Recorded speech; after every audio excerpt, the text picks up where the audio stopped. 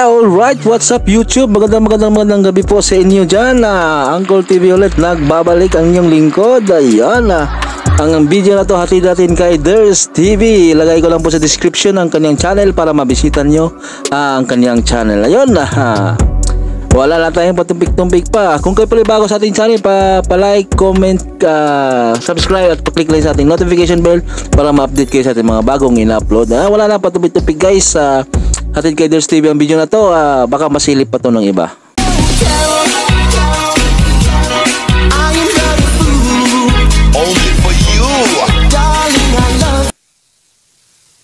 Subscribe sa ating channel. Nako, i-click nyo na po ang subscribe at bell button dyan sa baba para pag may mga bago akong balita ay mano-notify po kayo agad-agad.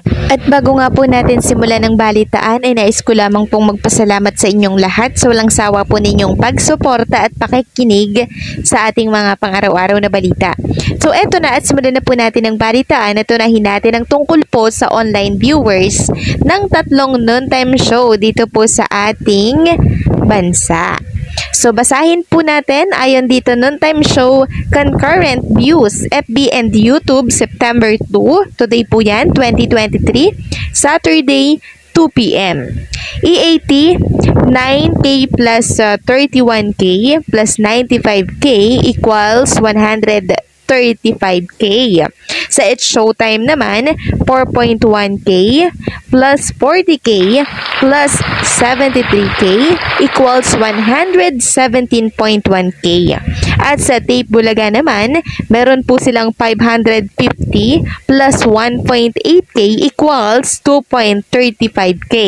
So, ipapakita ko na lang po sa inyo yung mga screenshot ng tatlong noontime show tungkol po sa mga nakuha po nilang views dito po sa online. So, nangunguna pa din po ang EAT sa dami ng viewers online. Pumangalawa naman po ang It's Showtime at kakulputan ang Tape Bulaga na may 2.35K na viewers online.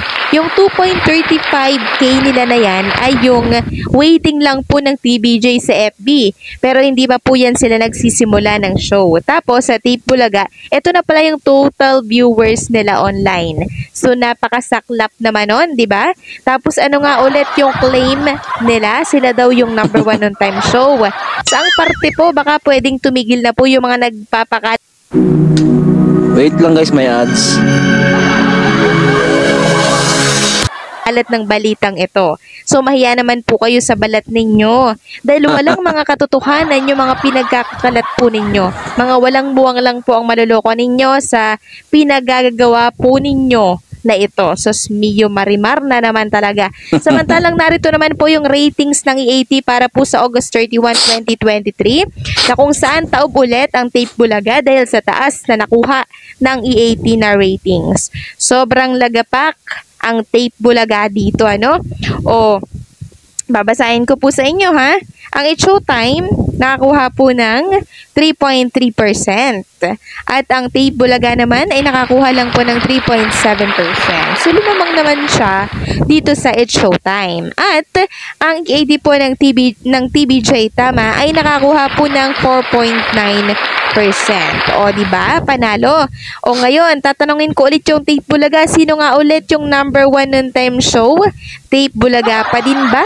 Ay, naku, gumising kayo sa pagkakatulog ninyo sa pansitan, ano? At tanggapin na lang yung katotohanan na TBJ talaga yung nangunguna at number 1 noontime show dito po Teka sa muna guys, ating August 31 na ratings yun guys, ha? August 31. Tuloy na natin. Bansa. So, masakit bang intindihin yon? Sa totoo niyan, real talk muna tayo, ha? Gapang na po ngayon ang show ng Tape Bulaga dahil sa isang bagay po na pinagpipilitan po nila, isang bagay na tinik sa inyo, isang bagay na maaring maging susi para mahalin kayo ng tao. Yun ay ang i-let go ang title ninyo na Itbulaga. Yun lang ang nagpapahirap sa sitwasyon ninyo ngayon. Sa paraan na yan, magugustuhan at mamahalin at tatangkilikin kayo ng mga tao. Yun ay kung ibabalik po ninyo ang trademark na Itbulaga. Yun lang yun, ano? Kasi ano po kitang-kita ko na yung struggle nila ngayon, lalo na sa isisiwalat natin mamaya tungkol sa estilo ng Tape Bulaga. So, hinaharang na pala nila ang pagsasabi po ng taong bayan na nakakasalamuha po nila dyan sa G Sagedli upang hindi na po mabanggit ang Tito Vic at Joey. May patago-tago pa po sila sa camera ng mga ginagawa po nila. So mabuti na lang may isang person po na nakapag-video at pinakita yung eksena sa likuran po ng camera ng tape bulaga na ito. So nakakahiya po ito sobra. Sukdulan na po ang pagpapanggap na mga ito. Wag lang banggitin ng Tito Vic at Joey sa show po nila. Kaya pala matagal ko na ding napapansin na yung mga kinakausap po nila dyan sa G Sagedli parang may inaaninaw. Lagi-lagi, no? Yun pala, may binabasa po. Bistado na po kayo, no? Mamaya ipapakita ko po sa inyo yung tungkol dito. Ang patunay sa mga pinagsasabi po natin sa mga bagay na ito. So, salamat talaga sa isang netizen, na nakapagbisto po ng katotohanan at ng kalokohang ito na nangyayari po dyan sa G Sagedli, sa tape bulaga. So nakakahiya po talaga ito. So ganito po kasi yan. Hindi po ba nito mga nakaraan laging binabanggit po ang Tito Vic and Joey sa G Sagedli sa show po ng tape bulaga dyan po sa GMA 7. Ngayon, since pag inaalisan po ng mic, umaani po ng bash itong si Buboy. Yun yung first strategy po nila na alisan ng mic yung magsasabi ng Tito Vic at Joey. So nakita nyo naman po yung senaryo nung nakaraan, di ba? Na inalisan po ni Bubo yung isang lola. Doon po sa LRT ba yun? Ngayon, parang pag ganun yung strategy, hindi maganda yung impact sa mga host nila kasi nga nababash, di ba? Nangangalot po ng bashing. Tapos, nahuhuli pa po ng mga nanonood na gano'n yung ginagawa po ni Buboy. Bastos at walang galang, Kaya nag-isip ang tape bulaga ng second estilo para hindi na po sabihin ang Tito Vic and Joey sa G Sagedli. Sa show po ng tape bulaga dyan sa GMA 7. So, dito kayo matatawa. Talagang malaking kahihiyan po ito sa tape bulaga, itong natuklasan natin. So, mabuti na lang talaga may nakapag-video po nito dahil kung hindi, hindi natin alam na ganun pala yung nangyayari sa likod ng camera dyan po sa G Sagedli. Ito palang G Sagedli, para hindi po mabanggit ang Tito Vic and Joey, ay may pinababasa po silang nakasulat na nakalaminate sa bond paper. At ang nakasulat po, ang nakalagay po doon ay ganito po, Maraming salamat, Itbulaga, lalo na kay Yorme at kay Sedi. So, tingnan nyo pong maigi, tingnan nyo pong maigi, may isang lalaki po dyan na kandalahod-luhod na po sa pagpapabasa para lang hindi po makita sa camera na ganun po yung ginagawa po nila sa G Sagedli. Yan pala yung ginagawa ninyo, pinapabasa ninyo yung mga tao ng ganyan para hindi magkamali ng sasabihin at hindi masabi yung Tito Vic and Joey. Grabe na kayo, no?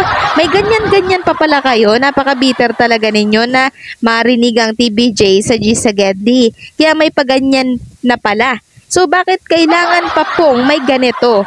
Yung pagtulong, kusa po yan, hindi tayo obligadong magpasalamat kasi kusang loob po yan na binibigay. Depende na lang kung ginawa ninyo yan for the show. Talagang obligahin ninyo yung mga tao na kayo ay pasalamatan.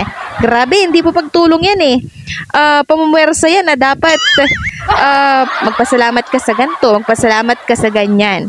'Di ba? Hayaan natin yung tao kung saan nila gustong magpasalamat. So, inuobliga po ninyo yung tao. So, mabuti na lang talaga may nakakuha po ng eksenang ito sa G Sagedli, So, isa pong nakakahiya ito na ganap para po sa show ng tape bulaga. Na ganito palang nangyayari. Kailangan pala obligadong magpasalamat sa Itbulaga. Diyan po kay Isko and kay Boboy. Diba? So, hayaan natin na magpasalamat man hindi yan. At least nakatulong tayo kasi, diba, sabi nyo, yun yung mission ninyo. Pero bakit may ganito na may pagpapabasa pa pala na nangyayari? So, isang malaking kahihiyan po ito na naman kasi talagang ginagawan po nila ng paraan para hindi po masabi yung Tito Vic and Joey dyan po sa G Sagedli. So, ngayon, sino yung bitter at sino yung better? So, ano po ang Nako, Boboy at Isko. Kayo na naman. Ay, pasaway talaga kayo. Ayan. Kakaalat na naman yan na issue. Ayun, babas na naman kayo. Di kayo makakawala sa mga taong bayan. Kaya tigil-tigilan nyo na yan. Hayaan nyo yung contestant o taong bayan dyan sa pinupuntahan nyo na segment sa barangay. Ano ba? Isyo na naman kayo dyan sa mga netizen. Babas naman kayo. Ayan. Ang video na to hatid kay Ders TV guys. Ilagay ko na lang po sa description para mabisita nyo ang kanyang channel. Kung kayo pala ay bago sa ating channel, paki-subscribe, like, comment at pa-hit na rin tayo sa ating notification bell para ma-update kayo sa ating mga bagong ina-upload. Sa mga bagong subscriber natin, maraming salamat po sa inyo sa pag-subscribe sa ating channel. Ayun, God bless po, ingat at keep safe kung saan man kayo laging na roroon.